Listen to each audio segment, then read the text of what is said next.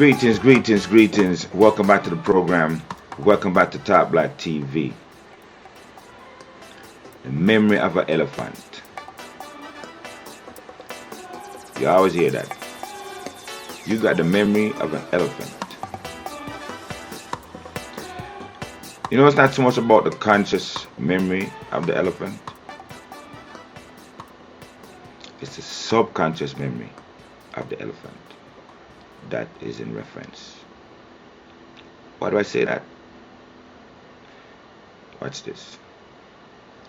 If you tie an elephant to a tree long enough with a chain, after a while, you don't need a chain to hold an elephant. You just need a string. That elephant won't even try. Why? Because it remembers that it never ever won against the chain. So it resigns to never trying. Life is much easier just not trying. So now the master could leave that elephant and go and come back, and the elephant will still be there thinking that little string is a chain. Did you know the Chinese came to Jamaica in 1800s, replaced slaves, did the same work slaves did, got treated the same way slaves were treated, but rose above that, and is now pretty much poised to take over the very place they toiled? How did they do that?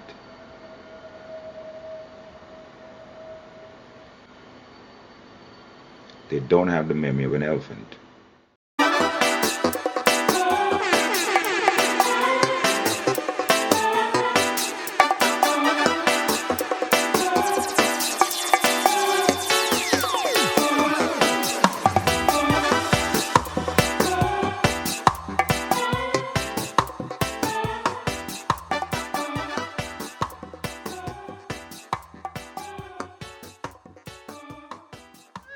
Kingston Harbor, the site where Chinese indentured laborers landed in 1853.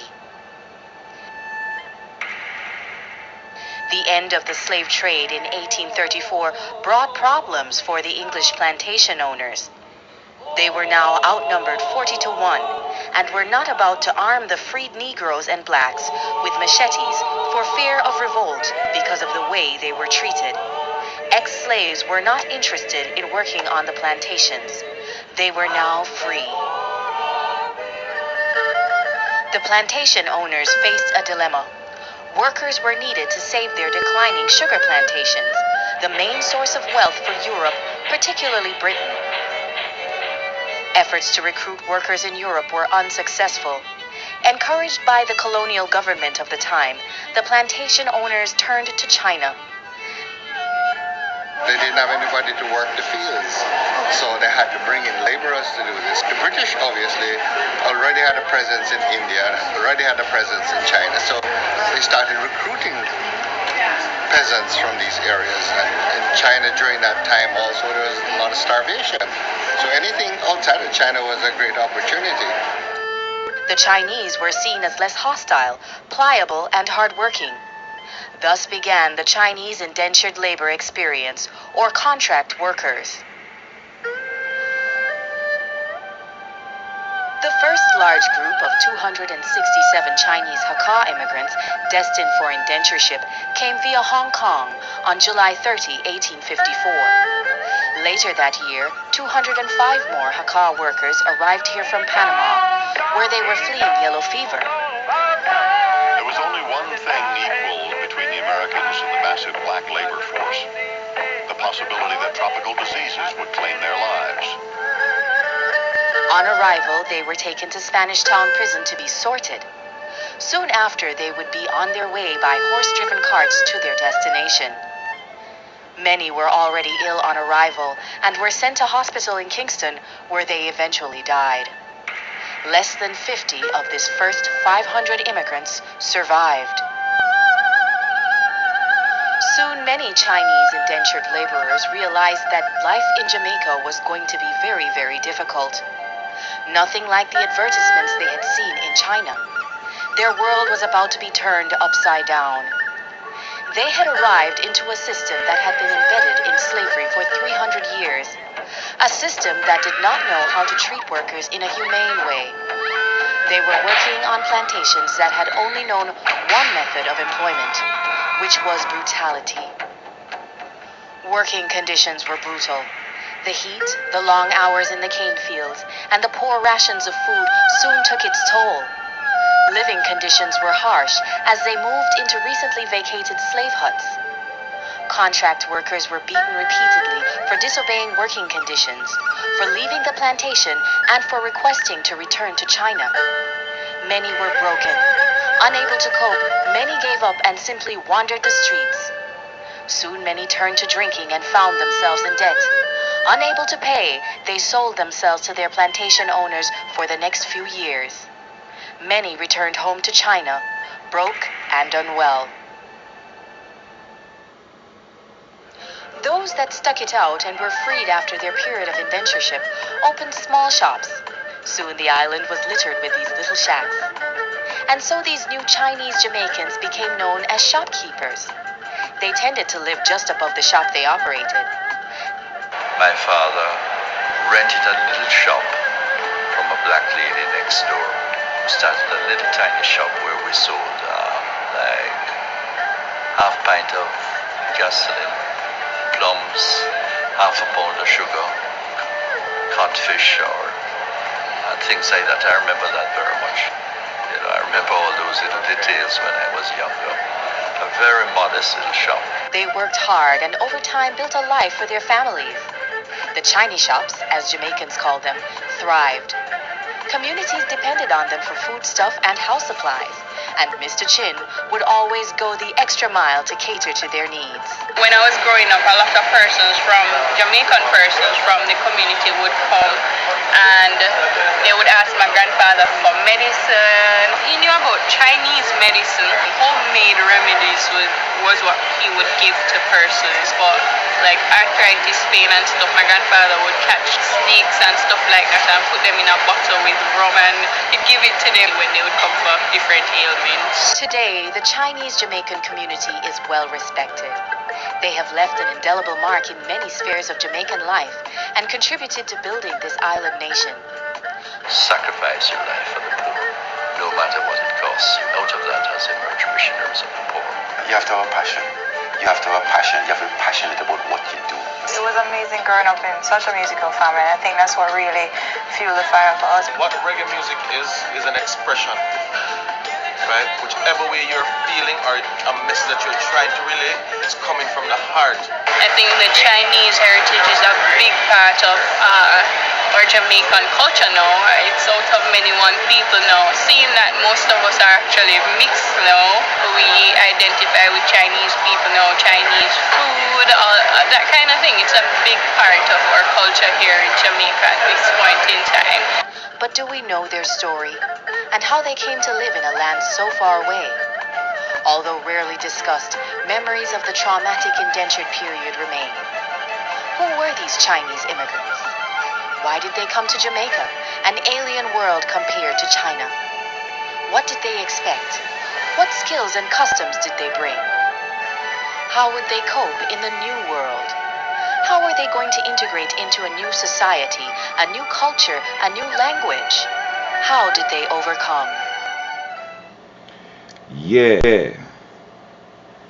So you see the big difference between the Chinese slaves and the African slaves is that the Chinese realize the chain gone. The Africans, black man, don't realize the chain gone. African throw him roots. Most Jamaicans they want to hear about Africa.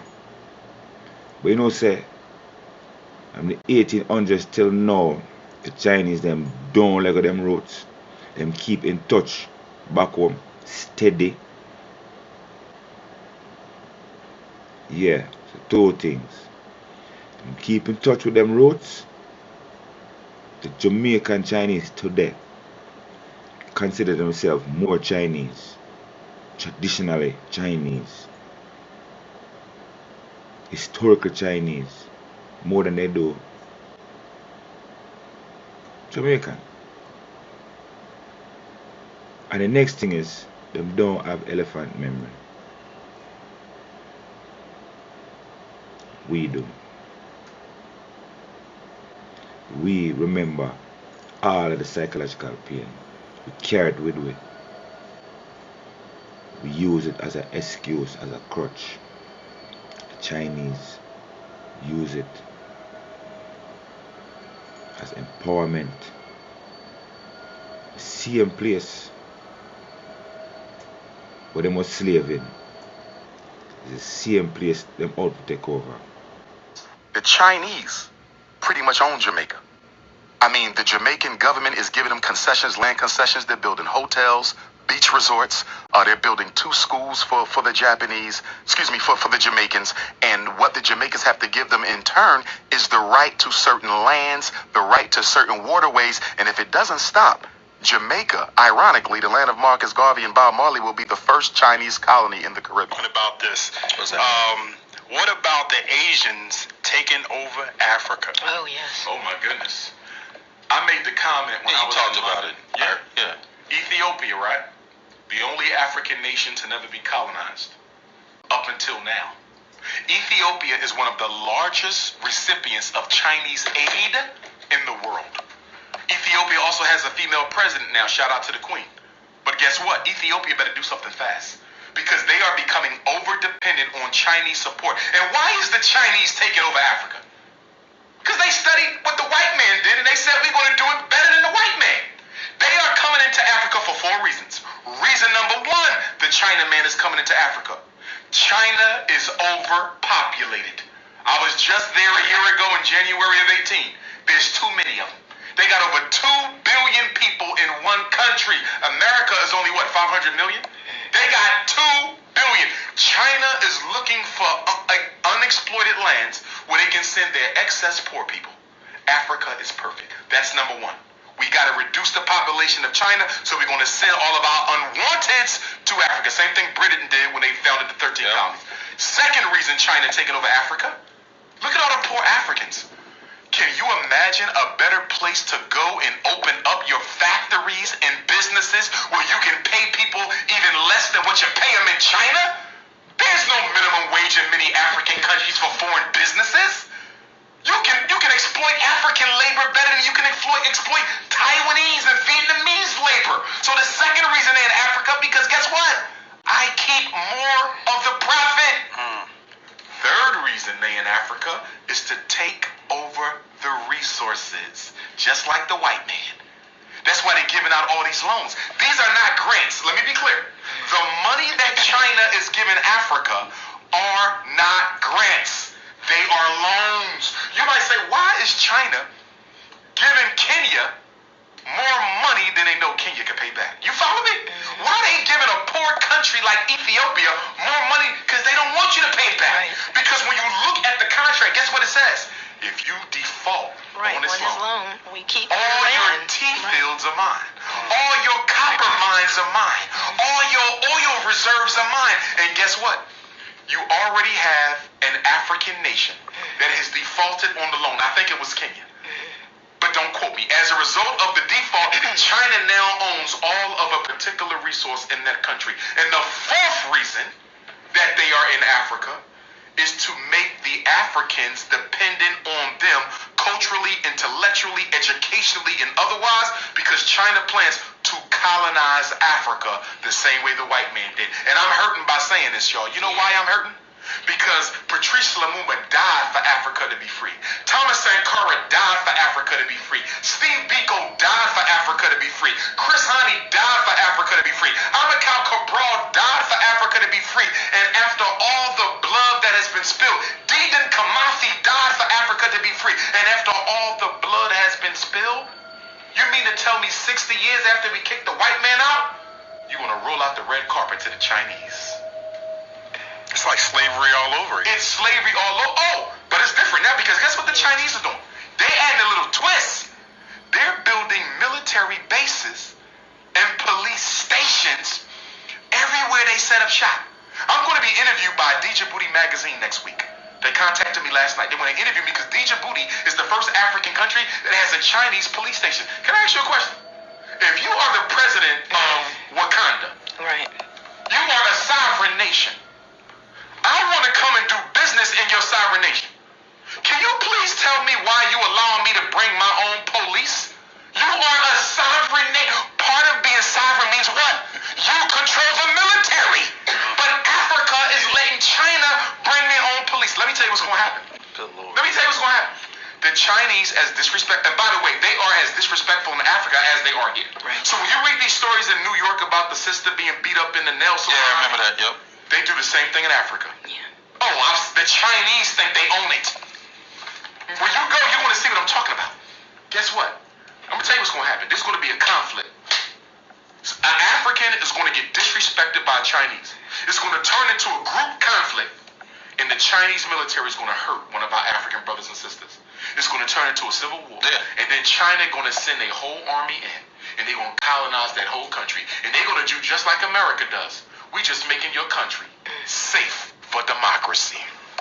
It's all about what China has just done, taking over 100% ownership of the Jamaican Keystone seaports. If this is really happening in Jamaica, then I wonder why other African countries should just be what? Be largessing. It is high time we stand up and defend ourselves before it's too late. When I mean defend ourselves, is not to go into any form of violence, but we should wake up. Africans need to wake up. The question we need to ask ourselves is, how did the Jamaicans get to this point in their life? Because apart from this seaport you are just measuring, there is another road construction that they have embarked into, and it is the so-called China that is in charge of the road construction. And the funniest thing is that in this road construction, they lent Jamaica about over $700 million, and you are lending people the money, and you are coming in to come and execute the job you have lent them money for. Coming in with over 1,000 of your own Chinese population to come into Jamaica to spend the money you are actually claiming to be borrowing or to be lending Jamaica. Are you people of Jamaica sleeping wherever you are? It's been locally dubbed the Beijing Highway, a new toll road that'll directly connect the Jamaican capital Kingston in the south with the resort beach city of Ocho Rios in the north. A 2-hour drive reduced to less than half, thanks to a $730 million project with funding coming from China. More than 1,000 Chinese workers and 1,000 local Jamaicans spent 3 years building the road, officially called the North-South Highway. The highway, it's hoped, will play a crucial role in helping resuscitate Jamaica's economy. It's been burdened by large interest payments to international creditors that have left little room for domestic government spending. Jamaica gave the China Harbor Engineering Company, which built the highway, a 50-year concession to recover its costs. It also gave it land alongside the highway to develop for commercial and residential use. That could spell more jobs and more growth in the near future. And there's plans for more, including a new deep water shipping port. The investment amount double the cost of the highway.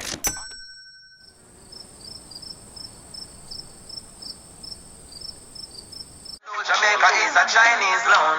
I tell you, well done, Mr. Politician. The Caribbean, they don't have to live with the consequences of the economic decisions they make. So if I'm the president of Jamaica, Prime Minister, okay, and China says, listen, we're going to give you $1 million in retirement, we're going to build you a retirement home, but we want this, this, and this. And you can loan as much money as you want. You can borrow as much money from the Bank of China as you want. I'm going to be set by the time I leave office. But what about my nation?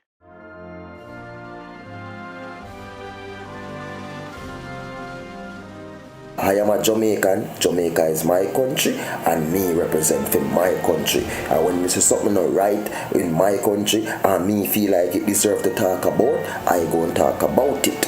I want to know this, bro, God. I see where we own sugar factory them we did have at Jamaica, them give over to the Chinese them. I see where the airport where we have a Kingston, we no give to Mexicans if they operate. I don't know what I go on there.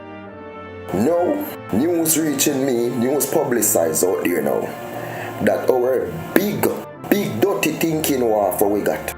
But now go tell me say no. Them say our wharf is now, majority of it is now owned by the Chinese them. Bro God, come on man, what I go on this now? So then, basically I sell out the country to the Chinese then. So that means now the Chinese can bring all type of fat and banger and come to Jamaica now. And then with them to rotting. Doing it because they know our leaders are rubbish. They are doing it because they know the blacks are not together. We see them are spread out all over Africa and the Caribbean as part of their plan for world domination. They come into our lands to buy and resell. They live among us, but they don't treat us well. They're planning to take over the world. I never forget how Miss Chin boxed the little girl. I don't think the way them treating the Africans is any different to how they will treat us. They say us black people, we are our own problem. Apart from our lands, they don't buy anything from us.